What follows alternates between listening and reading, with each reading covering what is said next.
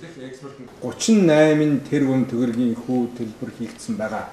Яг графикын дагуу хийгдэж байгаа.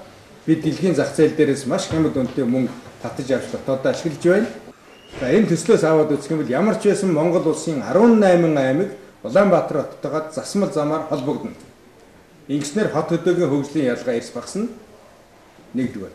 Хоёрдугаарт Монгол улс өөрийнхөө уулуурхайн бүтээгдэхүүнийг дэлхийн зах зээлд саадгүй хүргэж явах төмөр замын сүлжээтэй болно. Далайд гарах шинэ гарцтай болно. Эрчим хүчээр өөрийнхөө хэрэгцээг бүрэн хангаж чадах хэмжээний эрчим хүчний чадварыг бүрдүүлнэ. Оюу толгой 5 толгойн орд газрыг ашиглах дэд бүтцийн сүлжээг бий болгоно. Монгол улсын эдийн засгийн хурдац, хөгжлийн хурдац эрс нэмэгдэнэ.